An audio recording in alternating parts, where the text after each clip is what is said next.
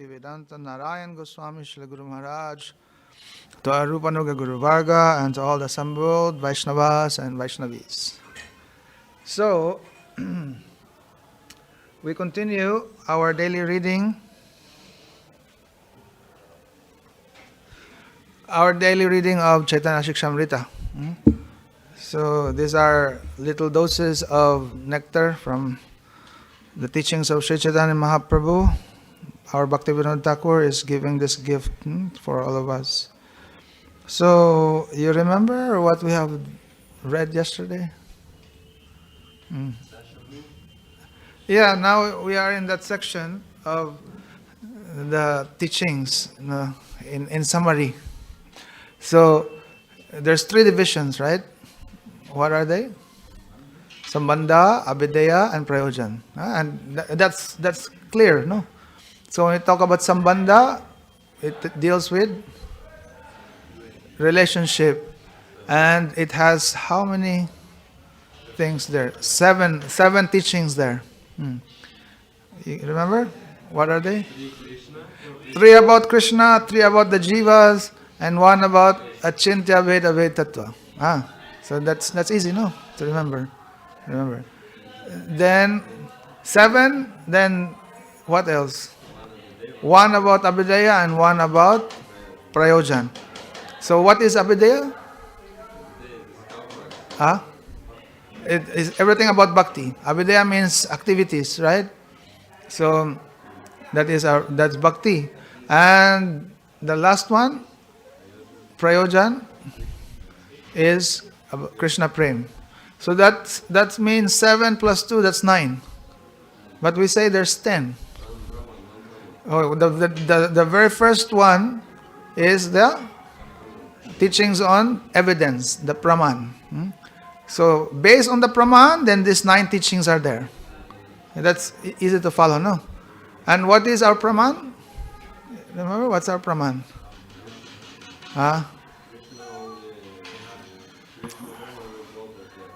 No, what is our Praman? What is our evidence? What is our proof?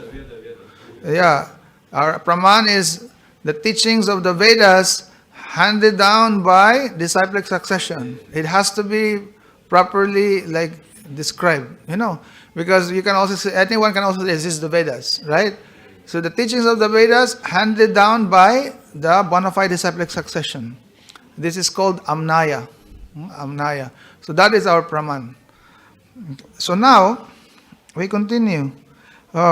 I think the last point that we read yesterday was about the Jivas having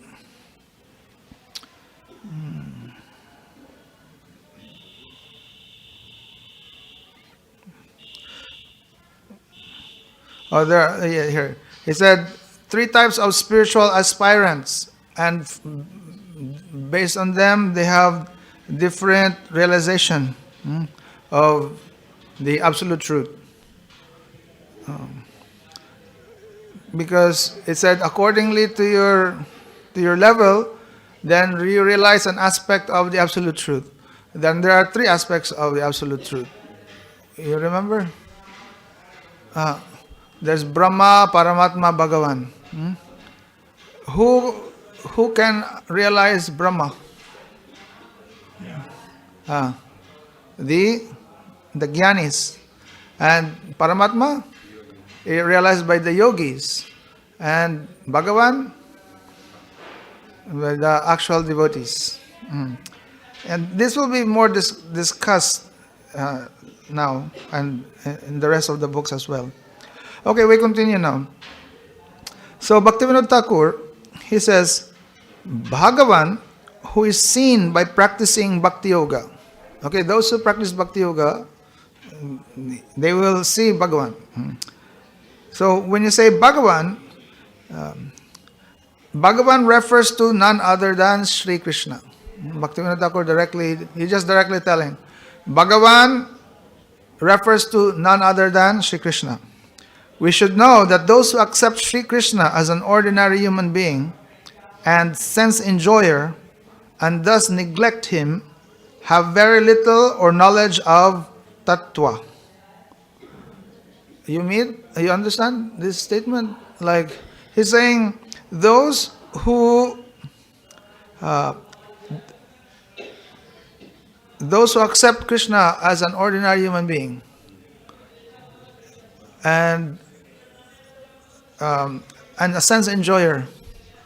So, are there people like that?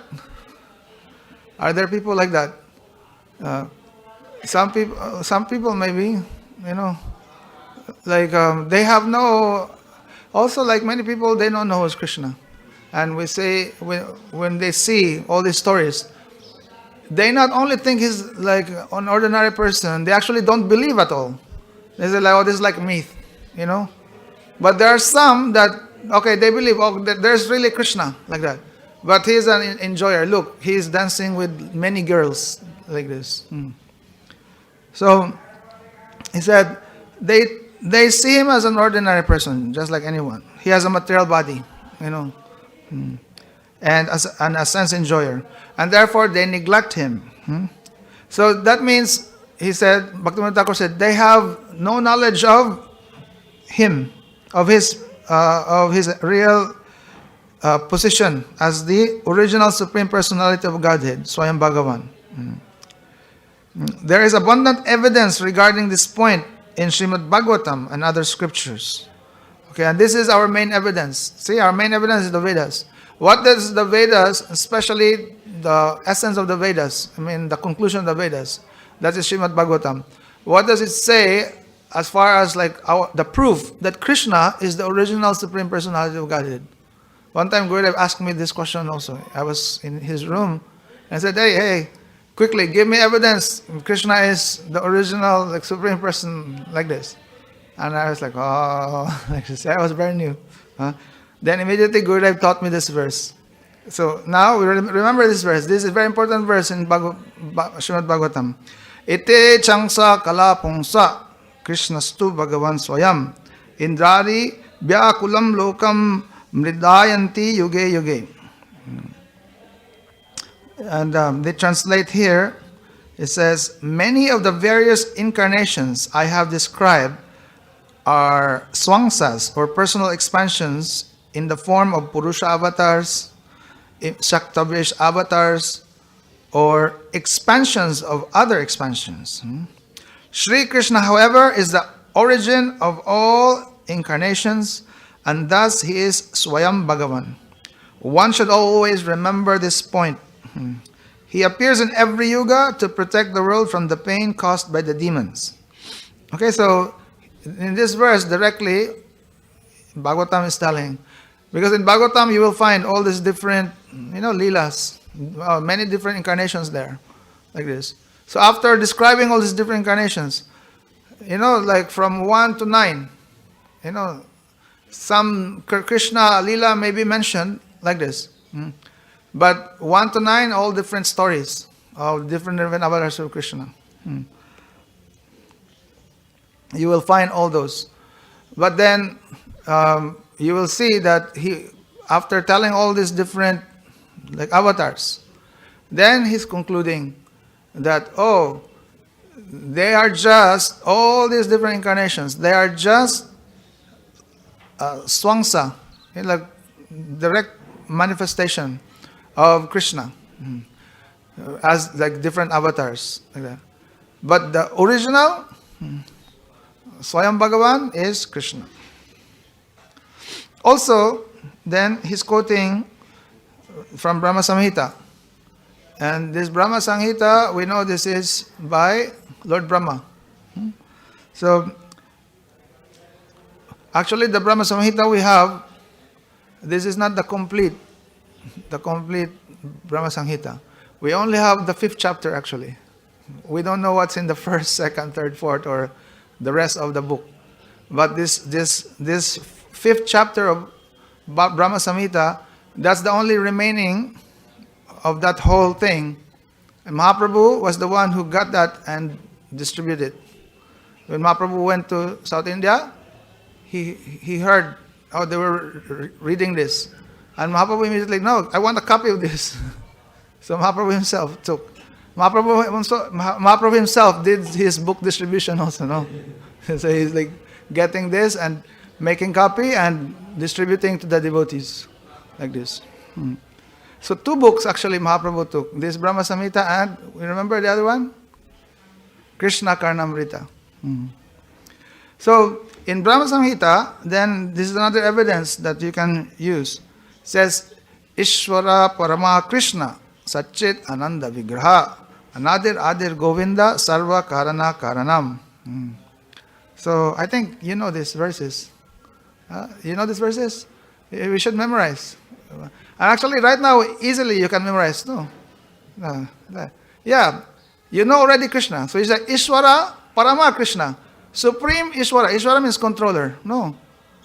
Supreme controller. Who? Krishna. So Ishvara Parama Krishna. That's easy to remember. Ishvara Parama Krishna. Then what is he?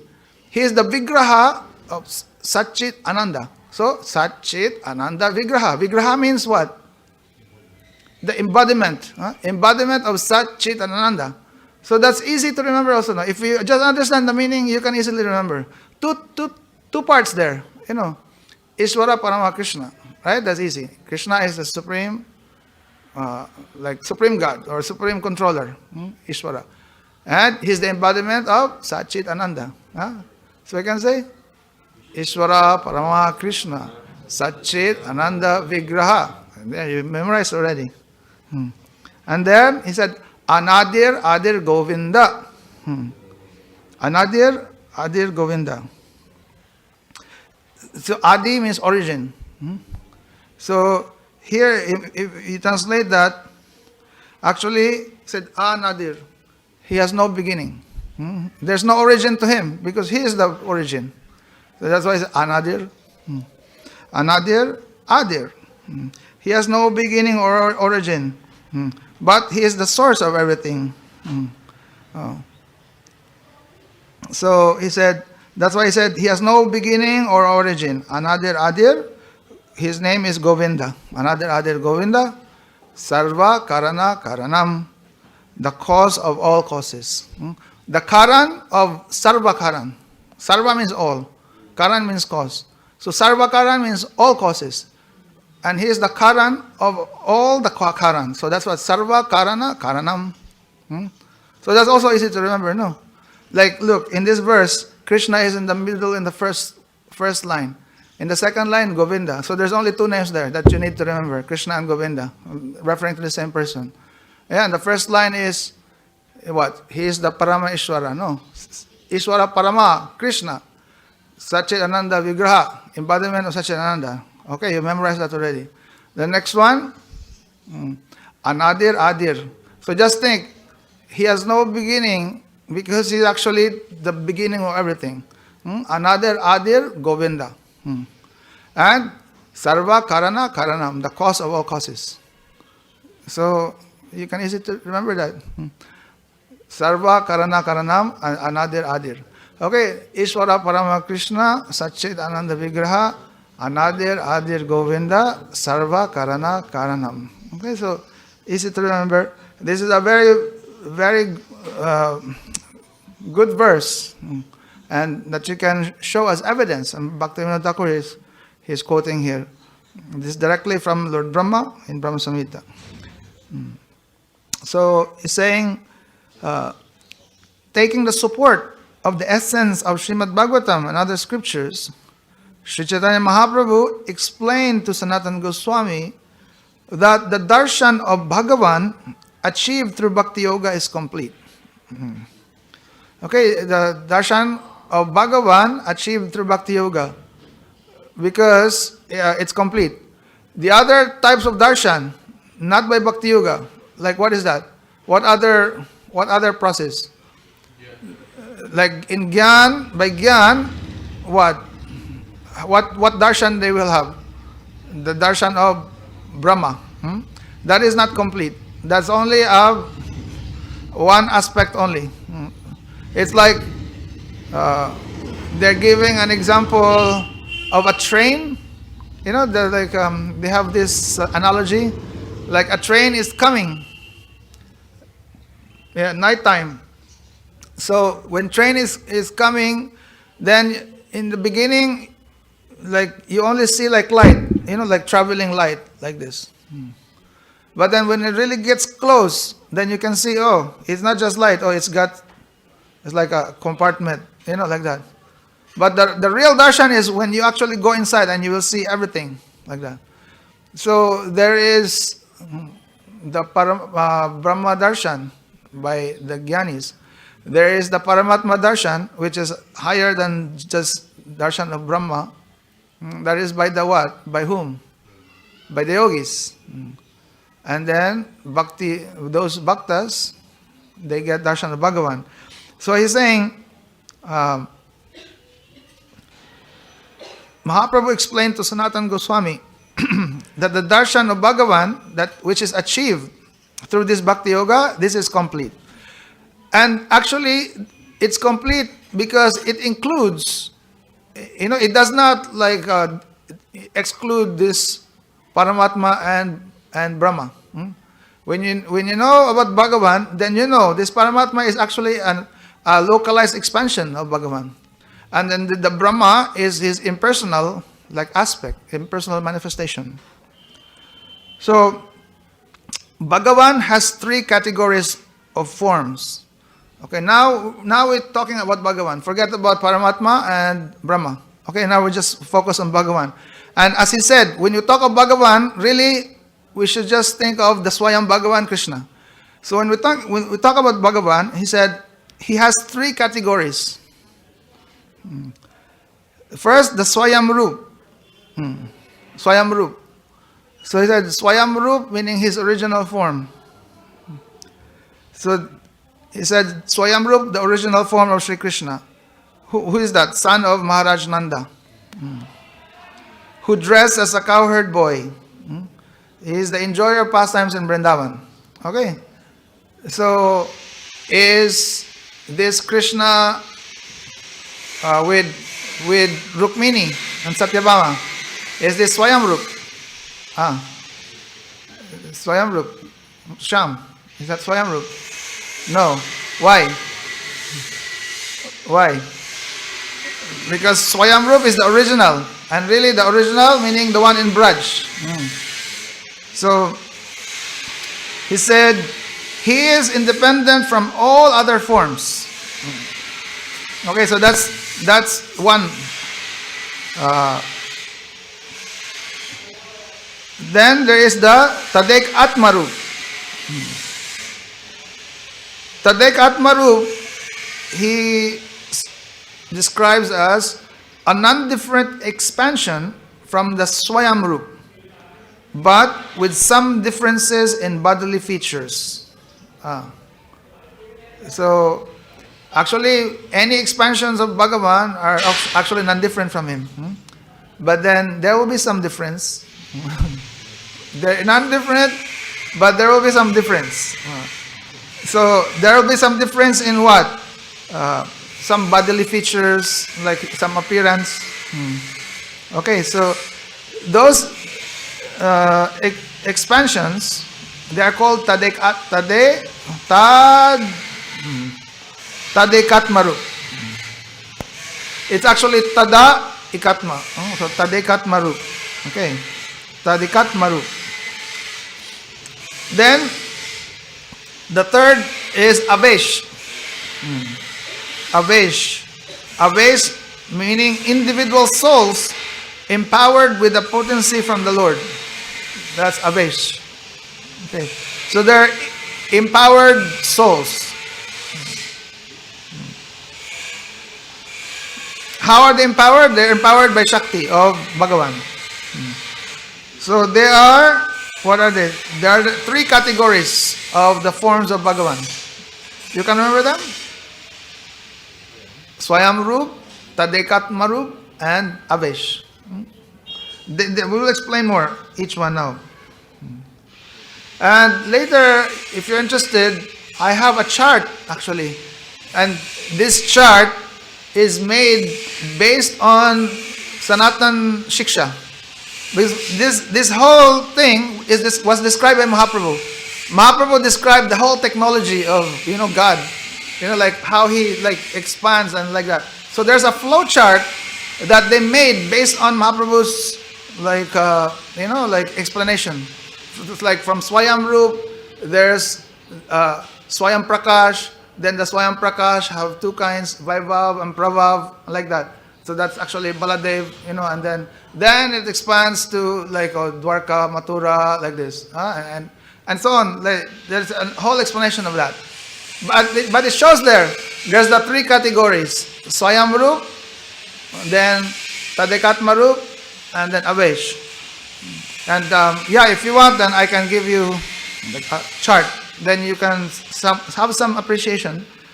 So now we just see here, Bhaktivinoda Thakur is discussing this. So now he said, Swayam Roop, Sri Krishna has 6 types of incarnations or avatars.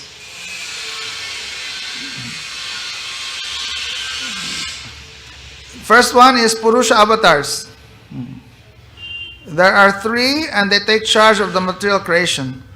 So Purusha avatars, who is that? He said there are 3 Purusha avatars. And mainly they are in charge of the creation, material creation. So by sequence, they appear first as what? Karananda Kasai Vishnu. He is the original like Purusha avatar.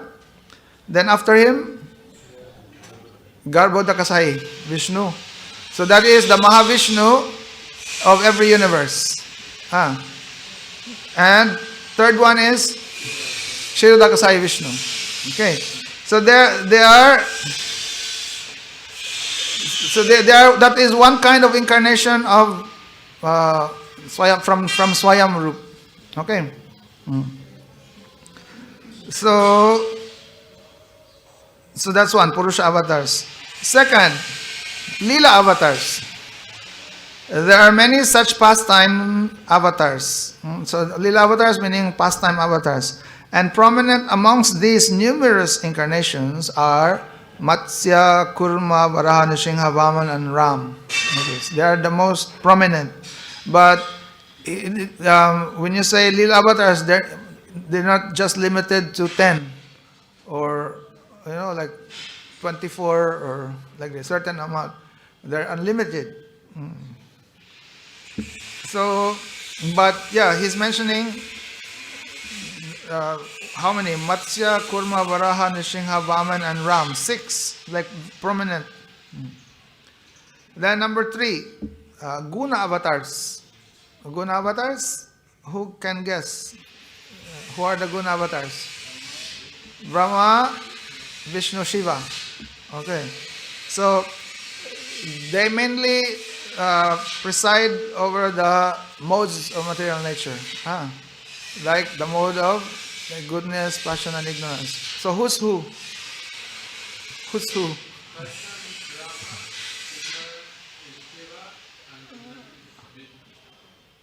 Okay. Now, also again, we just take them as terms, like these English terms. When you say goodness, like really, it's like, what does that mean? Like mode of goodness, like being good, like that. Like I'm being good, in a way, like that. But really, what it means, because the actual word here is sattva, like this. So there's sattva gun, and what other guns are there? Raja gun and tamagun. So how do we translate tamagun? Ignorance, not tamagun, ignorance.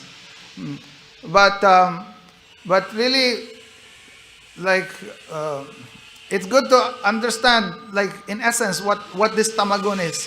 So that means destruction, like darkness, like that, like everything bad, like this. But mainly, like destruction, like this. And when we talk about the other one, passion, Raja gun, they say passion. So what is that? So that means like, that is related to creation, like this. But when you say sattva, the goodness, you said goodness, really what is that? That's mainly like maintenance, like just existence, like this.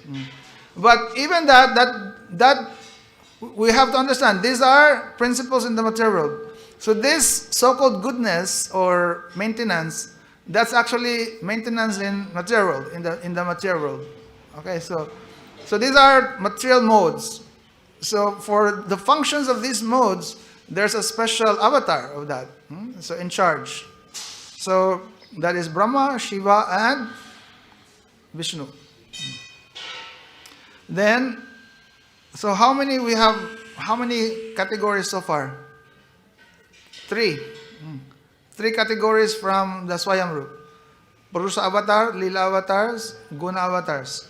Then, 4th, Manvantar avatars. So, he said, directly saying, Manvantar avatars, they're innumerable. Guna avatar, we can count. There's 3 of them. Okay. But when you say Manvantar, they are innumerable because there's a certain time period you call as Manvantar. It's an era. It's an age. That is the age ruled by a certain Manu. And you know what a Manu is? What is a Manu?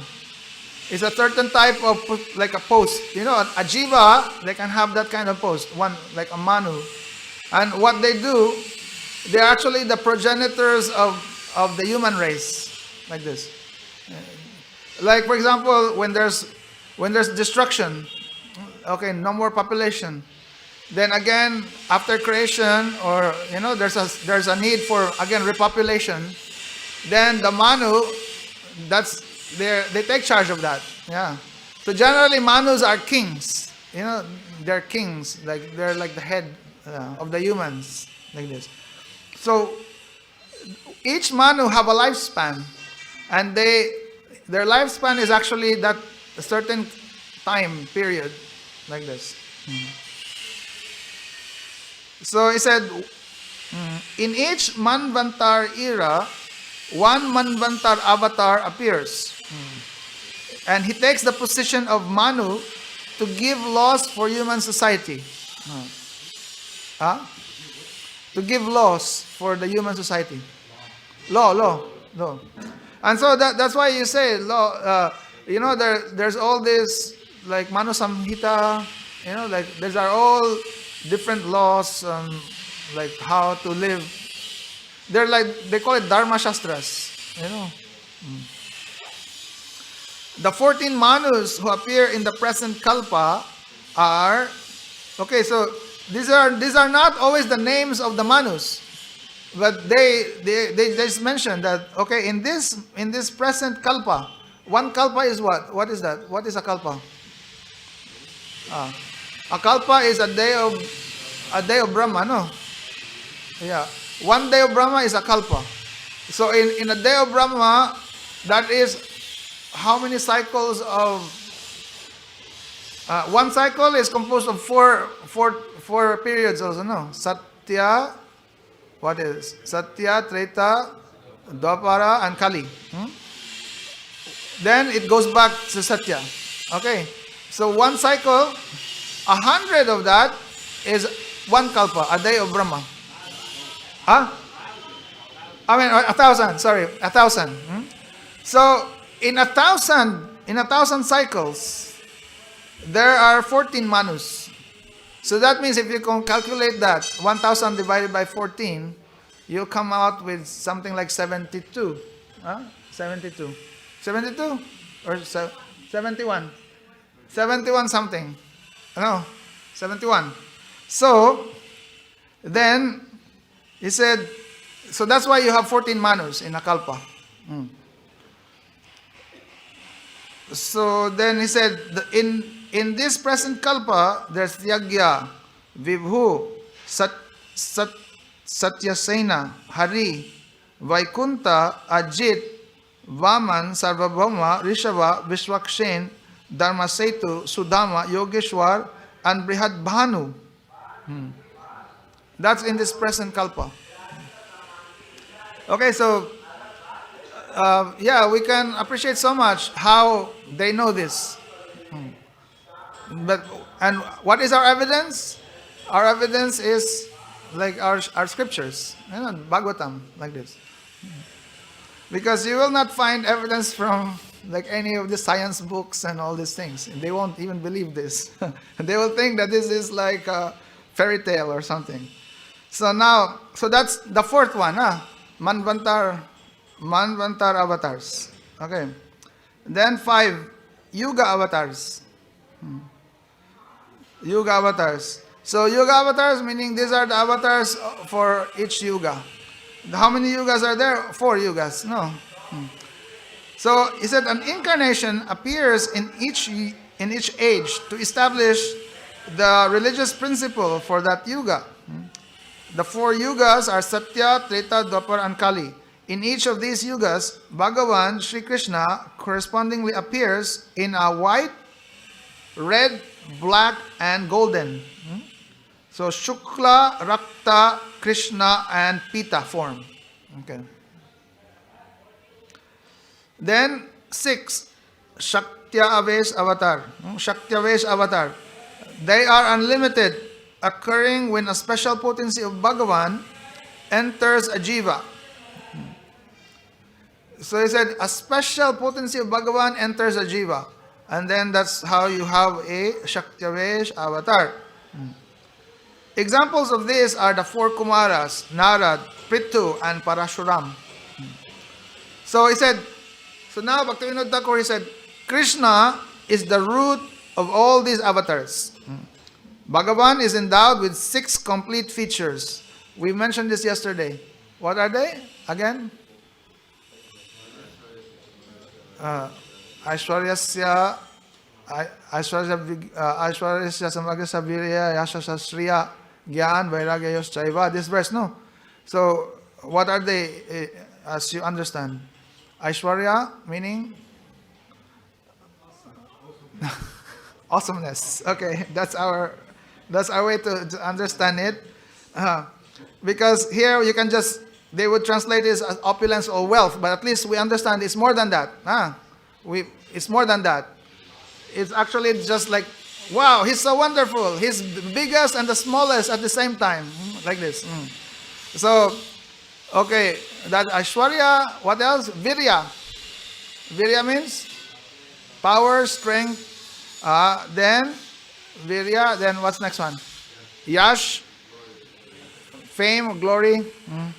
Then Shri means beauty. Then Gyan, Vairagya, knowledge, renunciation. So that makes 6 features.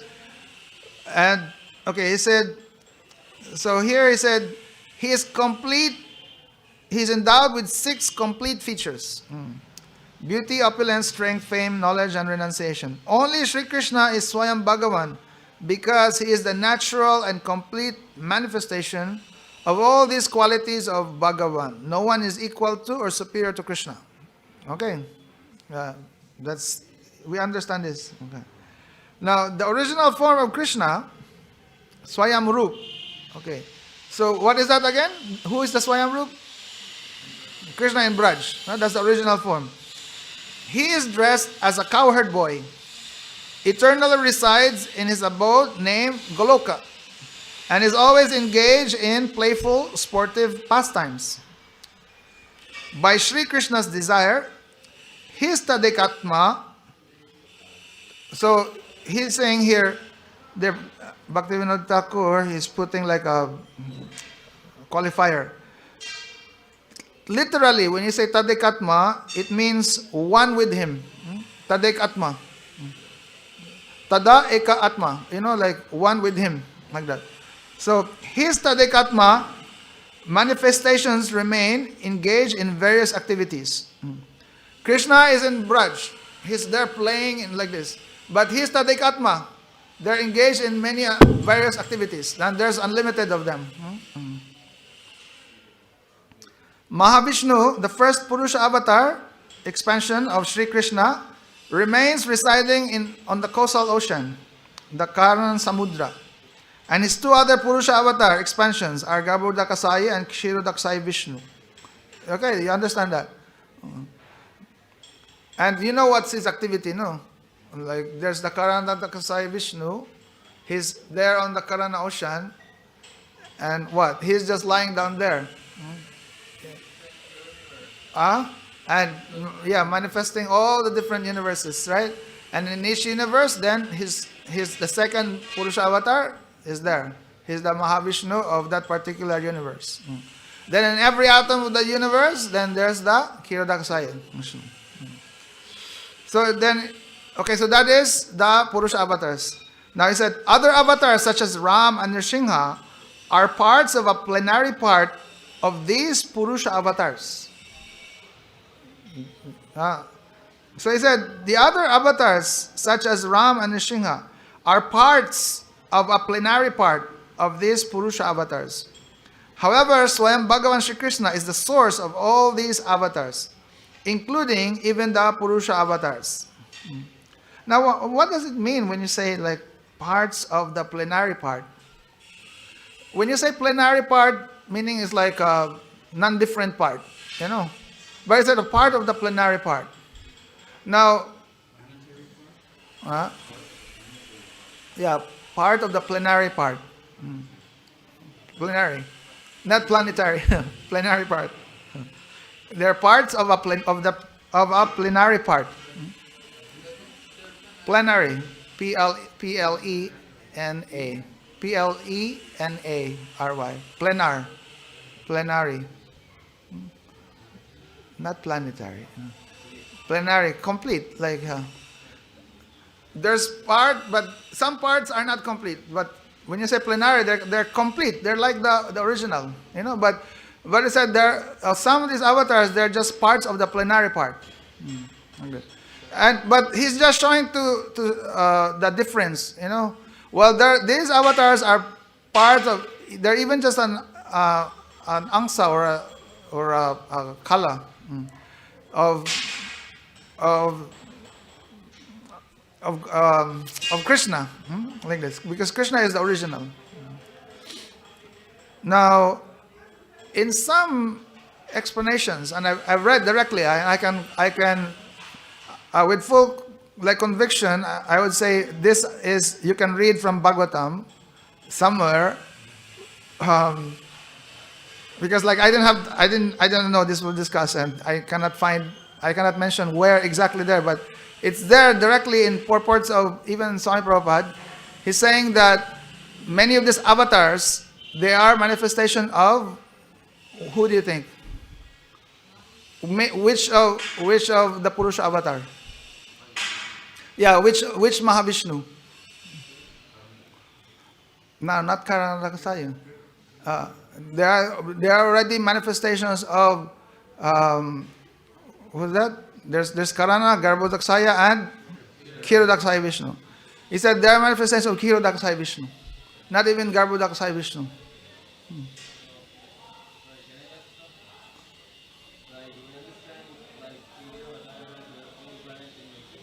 Yes. Look, when we say avatars, they are like a reflection of a certain, let's say there's an actual like Vaikuntha planet of Nrsimha also, and you know, like that. But this specific reflection here, where is he coming from? He is actually not directly from that, because he's eternal. Like let's say that the one in Vaikuntha, the Narayans there, they have nothing to do with the material world. Narayan has nothing to do with the material world. So the material affairs is only coming from Mahavishnu, from Karanadakasaya Vishnu. But Karanadakasaya Vishnu, he has also nothing to do, he doesn't engage in like this. He's just there, yoga and nidra, like this. He only sleeping, let's say, like spiritual, transcendental sleep. But then there's Garbhodakasaya Vishnu, now who actually rules the each universe. But then for everything that happens in the material world, that is Kshirodakasaya Vishnu, like this. So like he said, and that's their explanation, that these avatars are actually from Kshirodaksa Vishnu. And he said that also Kshirodaksa Vishnu has actually a planet in the material world, in Dhruvalok.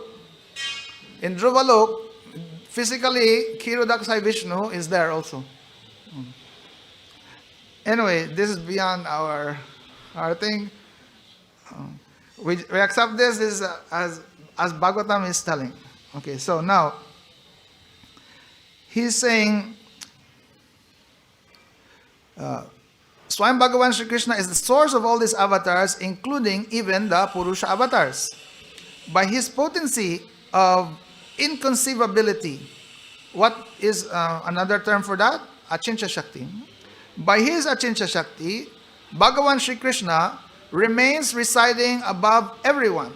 Yet simultaneously, he is able to descend to this material world in his original form as Sri Vrajendra Nandan, the son of Maharaj Nanda. Okay. Now, that is by his inconceivable potency. Because you may say, look, even this Narayan, they have nothing to do with this material world. But the Swayam Bhagavan Krishna, he can actually come also to the material world. Of course, he is not touched by anything in this material world. But directly, he can manifest himself in his original form. So that is only by his inconceivable potency. What the Upanishads call Brahma is the bodily effulgence of Sri Krishna. Paramatma, which is described in the Vedic scriptures as pertaining to the performance of yoga, is only a partial expansion of Krishna. There are unlimited quotes from the scriptures supporting these 2 points. He said unlimited quotes you can see from the scriptures supporting these 2 points. And what is that? What are the 2 points? That this Brahma, this the effulgence, the impersonal effulgence of God, Brahma, is just his. What does it say? Is the bodily effulgence of Krishna. I said, this is only the bodily effulgence of Krishna, and Paramatma is the what? Partial manifestation. So then this cannot be understood by fallacious scriptural argument and mundane logic. Just as the solar universe is illuminated by the all-pervading light of the sun, the all-powerful, all-spiritual, transcendental Sri Krishna's Son, whose bodily effulgence pervade the entire creation as the formless, featureless, impersonal Brahma, is reflected within the minds of retrospective philosophers who are filled with thoughts of material negation. Understand that? No? There are some, he call it retrospective philosophers. And their thoughts are always filled with material negation, meaning they're completely trying to renounce from this, material world. So, because of that, then they have that capacity to be able to perceive that one, this impersonal Brahma. On their mind, this it said Krishna's bodily effulgence that pervades the entire universe as this impersonal Brahma becomes reflected on their mind. So he said, after creating the universe, Krishna's plenary portion, the Supersoul, again enters within everything. The yogis perceive him in this form. So religious processes that propound the formless and non-transformative nature of Brahma are transformations of the material mode of goodness, the Sattva Gun. Did you get that? He said the religious processes. There are so many religious processes, Those religious processes that propound, they teach, and they deal with understanding this formless and non-transformative nature. When you say non-transformative, nirvikar, it doesn't It doesn't transform. The non-transformative nature of Brahma. They are all, he said, all these are transformations of the material mode of goodness. So they are actually in the material mode of goodness. The above mentioned so-called learned scholars are bewildered by such worship. Endowed with limited knowledge, they disrespect the transcendental form of Bhagavan, who is full of knowledge, eternity, and bliss. Instead, they take shelter of a formless and featureless conception, and thus they are forever cheated of the wealth of prema. So this is like a misfortune.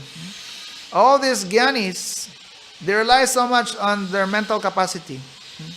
So they have already a preconceived idea. They say, God is spiritual. Anything that has form, like in the material world, you only see everything here has form. So they think anything that has form has to be material. Okay. So he said, there's all this Krishna, people are worshipping Krishna like that. So, that is material, that has a form. Why? Because spiritual means no form. So that kind of conception is based on their mental, like, speculation. There's a mental idea, the limit of their capacity to understand. Like this. They cannot reconcile that when you talk about God can also have a form, but it's not material. So sometimes there are verses in the scriptures telling God has no form, which actually means that he has no material form, but he has a form like this. So then what happens? Because they deny the personality of God, they reject and even like be against the worship of a personal form of God. Then what happens to them? They become cheated. They won't be able to have that opportunity to have Krishna prema. They are cheated.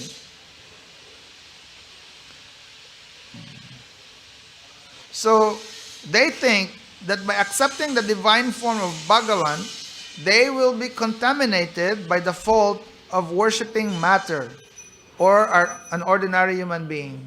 Jai Shri Radha Vinod Bihari Ju Ki Jai. See Lalita Vishaka Devi. So you understand their concern. A lot of these people, they want they're into like purity, everything pure. Now they say, they would think that, you're worshipping, like now we're worshipping deity. He said, look, that is made of marble, that's material. Then they may have that kind of conception. So then he said, or worship of deities, this is contaminated by the fault of worshipping matter, like this. So, or worshipping an ordinary human being. So therefore, then they said, we should not worship like any of this form, like that. So he said, such impure impressions disturb the supremely pure dharma of the jiva. So this kind of impression is impure. It's actually contaminated by like material, like faults, like this. And they disturb the supremely pure dharma of the jiva, which is Krishna prema. The person in whose heart the glories and sweetness of Krishna has appeared becomes free from the negative idea that Bhagavan is formless. And ultimately, he sees the transcendental kingdom of God. Did you get that? He said, those persons whose heart, the glories and sweetness of Krishna has appeared. For someone, his heart, already Krishna's glories and sweetness appeared. How? How they appeared? And generally, that's only when you meet a devotee. You hear from them all these sweet pastimes of Krishna and describing his sweet form like this. And you read from the scriptures like this. So then they're giving you all these impressions, like the original pure impressions that Bhagavan is a person. He's very sweet. So he said, when heart is filled with the glories and sweetness of Krishna, then he becomes free from this negative idea And they cannot accept that. Oh, Bhagavan is formless. They cannot accept that. And ultimately, then he will see the kingdom of God. Meaning, the abode of Krishna. Vrindavan. Only greatly fortunate souls have such a darshan. Unfortunate persons, bewildered by the mirage of mundane material knowledge, are unable to attain realization of the transcendental kingdom. Okay, so that's understandable. Those unfortunate people who have mundane material knowledge, they will not have this darshan. Why? Because, remember that? The vidvat and avidvat pratiti? They have avidvat pratiti. Sri Krishna is the Lord of Golok, the topmost abode, since time without beginning. In Golok, there is complete absence of mundane time. And everything exists there in the unlimited, transcendental, and eternal present tense. Okay, so even this is our just words for us. Like, we say like this, but do we understand this? No. He said that in Golok, the topmost abode, it has no beginning. So everything there is in the present tense. Like right now, as soon as I said something, that's already in the past. There's always this past, present, future, like in this. So when we say like, there's no time there, really, like, how is that? Our mind cannot figure that out. No. Despite being the Lord of Golok and completely independent in his desires, still by his achintya Shakti, he appears upon the earth along with his eternal abode, Braj, which is situated within the inner recesses of that old spiritual world of Golok. Thus, despite appearing here in the material world, he also remains performing pastimes in his spiritual abode, which is always pure and full of variety. Okay, so that's what's happening. He's just telling us like this. He appearing here, and if you think about it, that time of his appearance here, even in considering the time of Mahavishnu, that's really like nothing, no? That's like a split second. Because when we say, from the breathing of Mahavishnu, when he inhales, that's already like annihilation, no? And when he exhales, then it's like, creation. And that's like a shortcut.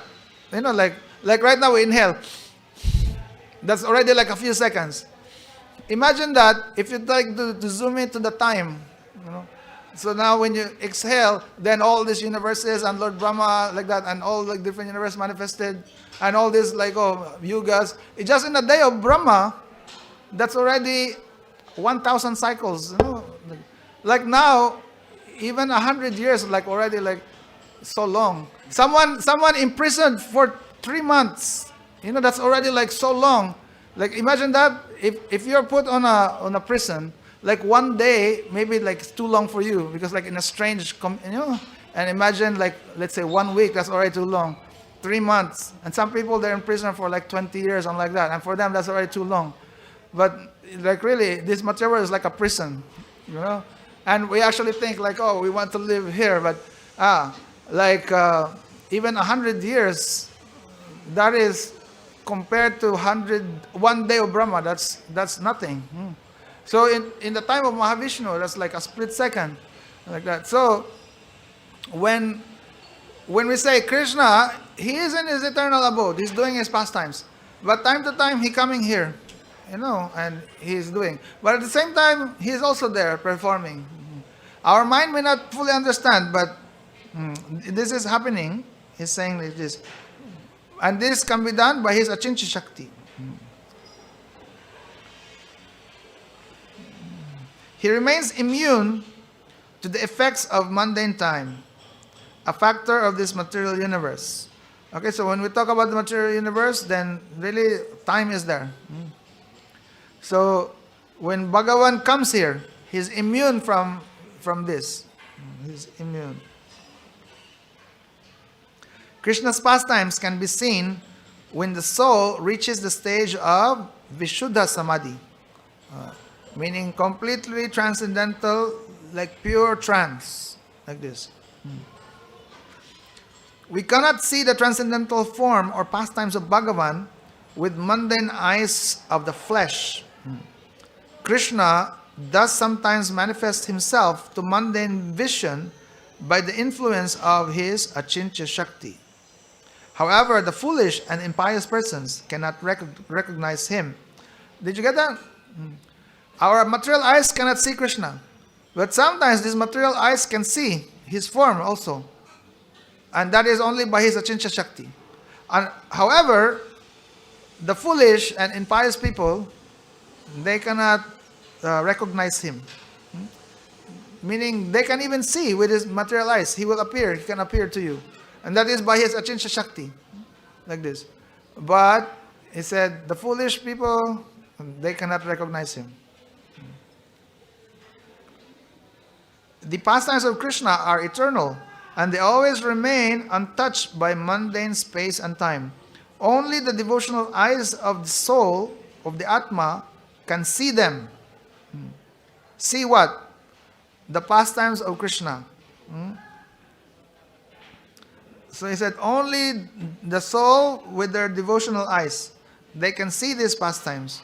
And only a mind absorbed in devotional sentiments can meditate upon them.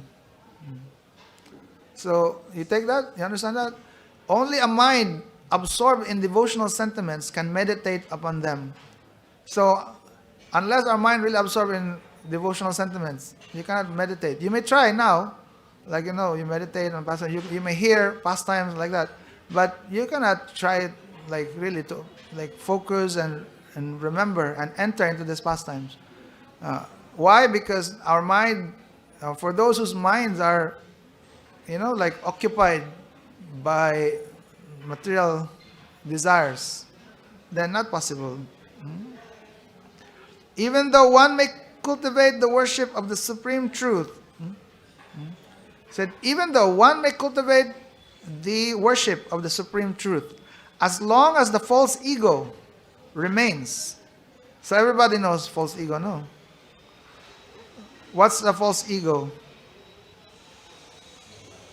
Meaning false identity of yourself. Generally, when you say false ego, generally that means this conception of who you are really not. Like I am the enjoyer. And generally that is what even you say I am not the body, but still that conception that I am the enjoyer, there's still so much false ego still with you, like that.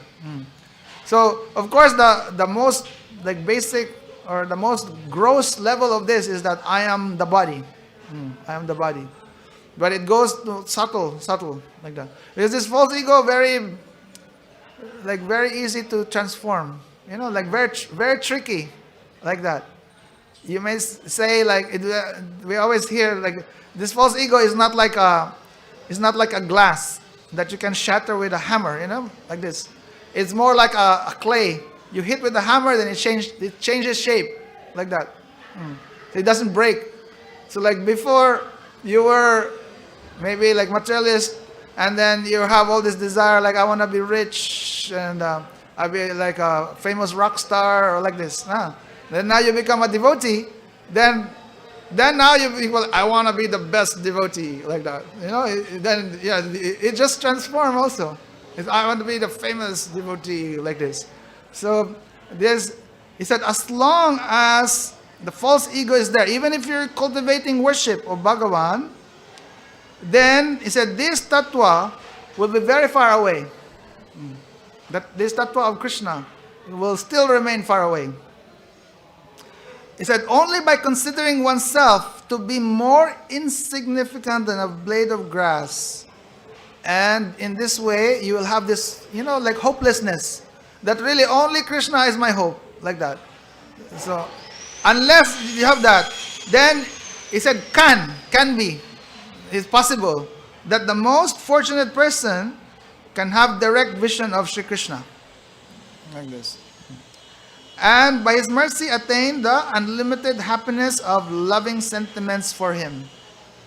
So like this. And that's why you see Mahaprabhu's prayer, He said, Trinadapi Sunichena Tarorapi Saishnuna. And you can see also in Navatit Mahatmya, Lord Nityananda himself telling, because in Navatit Mahatmya at the end, Lord Nityananda is telling about who can enter Navadvip. Because physically you can go Navadvip. Like now, Navadvip Parikrama, yesterday began, Navadvip Parikrama. You can go there. But he said, someone can be there but not in Navadvip. And that is now like related to here. As long the false ego is there, then these Krishna's pastimes and understanding Krishna remains very far. So like you can actually come to the place. You can, like now we are in Vrindavan, but we can remain far away. And we hear the glories of Navadvip, more merciful than Vrindavan also, not considering offenses. Like this, not considering offenses. And with that means you'll progress very easily. And that is why Jiva Goswami, he asked the question. He said like, okay, Navadvip, it doesn't consider offenses like this. We said, but how can we be assured? Jiva Goswami is saying, how can we be assured, the devotees are assured, that I still see many offensive people and they're not progressing. They're here in Vrindavan. So how we can be assured that we don't become like them? You're following? Because that means, we go to Vrindavan, take shelter of you go to Navadvip, take shelter of Navadvip. Then, even though you're committing offenses, you'll progress very nicely still in bhakti. Like that. No. But then he's saying, I see so many like atheists, materialists, they're in Navadvip and they remain offensive and they're not progressing. Like that. So, how we can be assured that we will not be like them? So then Lord Nityananda, then he explained like this, that look, you can be in Navadvip physically, but really you're not in Navadvip. So these people that you're saying they're in Navadvip, they're not really in Navadvip. Maya has covered Navadvip and they're outside. Like that. And so then Lord Nityananda explained, what does it mean to be in Navadvip? He said, only those who are associating with an actual Navadvip Basi. He said, those who have actual relation with Mahaprabhu, they can enter Navadvip. They are really in Navadvip. That means, those who have relationship with Mahaprabhu. He's saying, these people that you see, and they remain offensive, they're not progressing, they have no relationship with Mahaprabhu. Like this. Okay, so then the next question then to ask is, how do we know that someone has relationship with Mahaprabhu? Because that means then you'll be in Navadvip, right? Then Lord Nityananda, then he said, when you see these 4 symptoms, then you can see he has relationship with Mahaprabhu and he's in Navadvip. You know? What are they? Trinadapi Sunichena, Tarorapi Saishana, Amanina Mahanadena. Then they're always just chanting Harinam. Like this. So Trinadapi Sunichena is the same what Bhaktivinoda Thakur is saying. Like free from the false ego.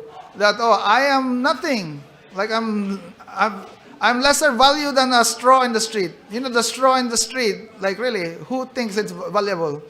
Even the straw in the streets may even have some value. When like you step on a straw, it will still like come up like that. So Mahaprabhu is saying like, I'm lower than that. Like this. Then, what? Trinadapi Sunichena, Tarorapi Saishana. More tolerant than a tree. So we know, tree very tolerant. Another aspect of that tolerance also is that the tree are very compassionate. Even if you're coming with the intention to kill the tree will still remain to give you shade, to offer, everything to you. Like that. We'll give you shade, we'll give you fruits, like this. Like that. So then, Amanina, Manadena. Amanina, no desire for being respected. And Manadena, always giving respect. Like this. So, we finish here. He said, by great good fortune upon the awakening of faith, he gains freedom from the clutches of the mundane false ego and remains disentangled from those things which cause offense to the holy name. You understand? This is in relation to those people who try to be, like this, Trinada Pisunichina, and only feeling hopeless with hopelessness, they get the mercy of Krishna. And said, by good fortune, by great good fortune, when that faith is awakened, he gains the freedom from the clutches of the false ego. And he remains disentangled from those things that causes offense to the holy name. So high birth, social position, mundane education, beauty, strength, knowledge of material sciences, elevated posts, wealth, and kingdoms, meaning all these things, they cause one to be proud, right? But for him, they have no value.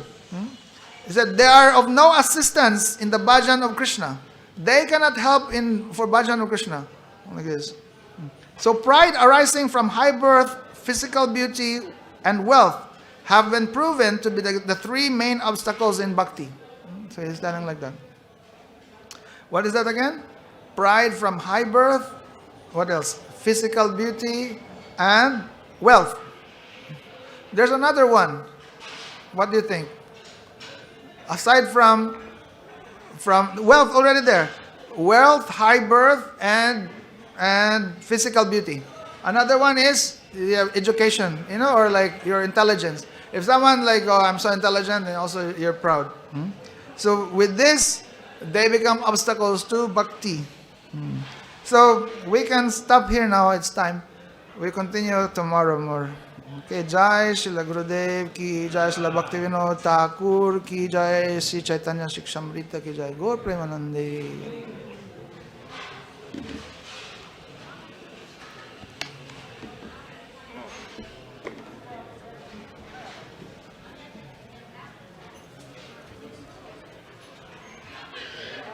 Hare Krishna,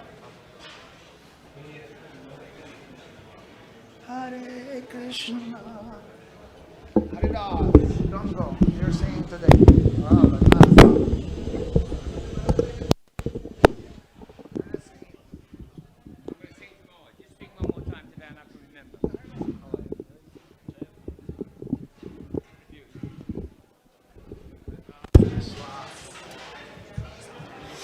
Okay.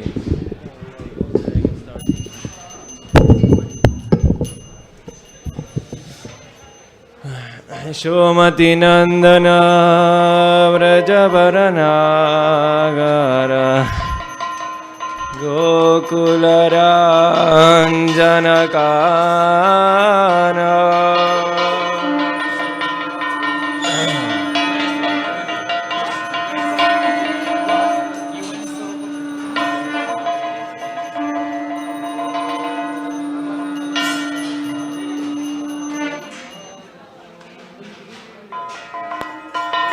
Shomati Nandana Vrajavarana Gara Gokula Ranjana Gara